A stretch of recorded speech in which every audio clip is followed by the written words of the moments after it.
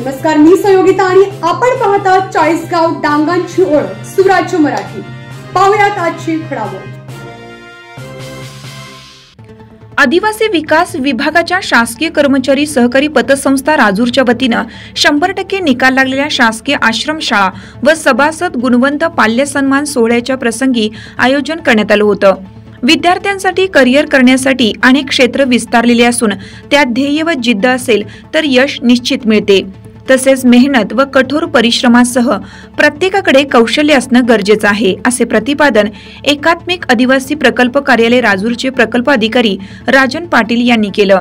यावेळी कार्यक्रमाचे अध्यक्षस्थानी पतसंस्थेचे संचालक चेअरमन भाऊराव घोडे हे होते।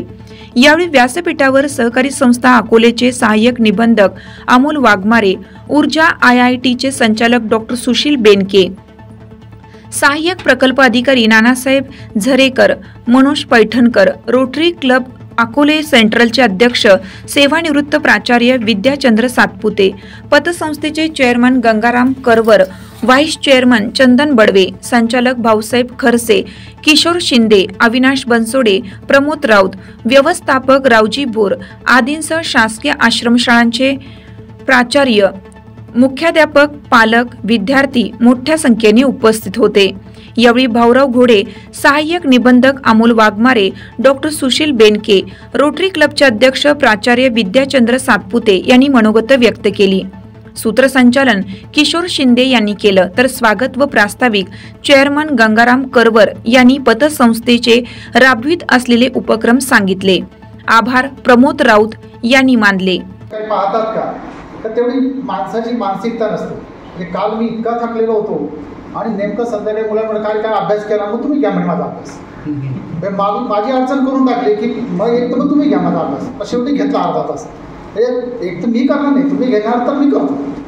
हे मुलांच्या हे मानसिकता काय असते बरोबर की आपण विचारतो, परंतु तो करतो का नाही करतो हे आपण पाहणं गरजेचं असतं। आणि जर आपण नाही पाहिलं, कारण आज या ठिकाणी जे काही कर्मचारी उपस्थित आहे, पाल्य उपस्थित आहेत, आज सोसायटीची जी सदस्य संख्या जवळपास 450-500 आहे मला वाटतं, ते आहे तेवढे कर्मचारी आपले सदस्य आहात। परंतु सर्वांनाच यश मिळतं असं नाही। ज्यांना यश मिळतं त्यांचं आपण कौतुक करतो, ज्यांना नाही मिळत ते बिचारे त्या ठिकाणी झगडत असतात मार्क मिळवण्यासाठी, त्यांचे पालक झगडत असतात। आणि हे करत असताना आपण हाही विचार केला पाहिजे की जर आपल्याला खरोखर यश मिळवायचं असेल आणि जर पुढे मोठं व्हायचं असेल, काहीतरी आपलं नाव कमवायचं असेल, एखाद्या क्षेत्रामध्ये काम करायचं असेल, तर निश्चित आपल्याला मेहनत करण्याशिवाय पर्याय नाही।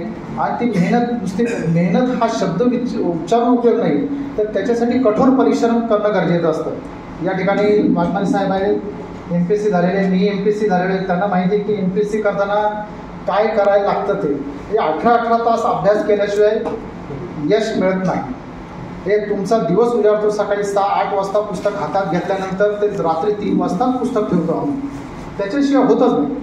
कारण कॉम्पिटिशन, स्पर्धा इतकी प्रचंड आहे, मग ते कोणतंही क्षेत्र असेल, MPSC असेल, IIT असेल किंवा मेडिकल फील्डची लोक सर्व असतील। कारण आज क्षेत्र जे आहे ते फार विस्तारलेलं आहे। एक 20-25 वर्षापूर्वी कोणत्याही कर्मचाऱ्याला किंवा कोणत्याही एखाद्या सर्वसामान्य माणसाला जर विचारलं की बाबा मुलाला काय करणार, बघू त्याला एखाद्या ठिकाणी कारकून म्हणून लावून देऊ, आपण एखाद्या शाळेत शिक्षक म्हणून लावून देऊ किंवा कुठेतरी कंपनीमध्ये कामाला जाईल। या 3 ऑप्शनच्या व्यतिरिक्त आणि त्यात सगळ्यात पहिला आवडता शिक्षकाचा हा सगळ्यात पहिला आवडता ऑप्शन होता की मुलाला काय करणार तर शिक्षक करून एखाद्या शाळेवर लावून टाकतो। तर अशा प्रकारे फार असे काही ऑप्शन नव्हते। परंतु आता बेनके सरांनी सांगितलं की आज ऑप्शन हे इतके प्रचंड झालेले आहेत की आपण ज्यांची नावही ऐकलेली नव्हती। म्हणजे आजही जेव्हा इतके ऑप्शन उपलब्ध झालेले आहेत की प्रत्येक, मग ते सायन्स असेल, कॉमर्स असेल, आर्ट्स असेल, इंजिनिअरिंग असेल, मेडिकल असेल, प्रत्येक क्षेत्राचे पुन्हा सब सेक्टर झालेले आहेत आणि आपण विचारही करू शकत नाही।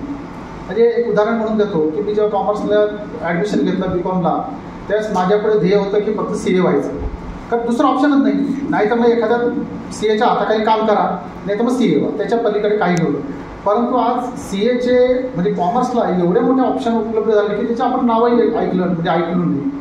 आज व्हॅल्युएटर जो आहे, जो कॉमर्स ग्रॅज्युएट आहे किंवा CA झालेला आहे, आज व्हॅल्युएटरचा जर त्याचं पगार पाहिला किंवा त्याचं जर मानधन पाहिलं तर आपले डोळे चक्रावून जातात। की एखादी कंपनी अवसरामध्ये गेली आणि तिला जर डिसमेंटल करायचं आहे किंवा तिचा लिलाव करायचा आहे, तिचं व्हॅल्युएशन काढायचं आहे, तर तो व्हॅल्युएटर एवढे पैसे घेतो की आपले डोळे पांढरे होतील. ते अशा प्रकारे वेगवेगळे फील्ड जे आहेत ते निर्माण झालेले आहेत. AI टेक्नॉलॉजी असेल किंवा मेडिकल क्षेत्र असेल की जिथे वेगवेगळे फॉरेनमध्ये संधी उपलब्ध झालेल्या आहेत. आता मध्यंतरी जर्मनीला म्हणजे ड्रायव्हर नाही आहेत म्हणून भारतातून ड्रायव्हर पाठवण्यात आला. ते प्रत्येक क्षेत्र असं आहे की तिथे त्या ठिकाणी आज फक्त तुमच्याकडे स्किल असलं पाहिजे, तांत्रिक ज्ञान तुमच्याकडे असलं पाहिजे. आज सर्वसाधारण ज्ञान घेऊन जर तुम्ही ग्रॅज्युएट झालात किंवा बाहेर पडलात तर तुम्हाला बाहेर मार्केटमध्ये किंवा ज्याच्यामध्ये आज स्पर्धेच्या युगामध्ये तुम्हाला बाहेर विचारणार नाही. त्याच्यासाठी तांत्रिक ज्ञान असणं आवश्यक आहे. जर तांत्रिक ज्ञान असेल तर निश्चितच तुम्ही चांगल्या पद्धतीने काम करू शकता. आणि शेवटी प्रत्येक मुलगा जो असतो ते त्याची आवाका वेगळा असतो, प्रत्येक त्याची क्षमता वेगळी असते, बौद्धिक क्षमता वेगळी असते. या ठिकाणी ज्यांनी यश संपादन केलं निश्चितच त्यांची बौद्धिक क्षमता चांगली आहे. त्यांनी पुढे चांगलं यश मिळावं, चांगलं नाव मिळावं, जिल्ह्याचं नाव पुढे करावं याबाबत निश्चितच ते प्रयत्न करतील. प्रतिनिधी विलास तुपे, राजूर. आपल्या सुराज्य मराठीच्या YouTube चॅनलला सबस्क्राईब करायला विसरू नका.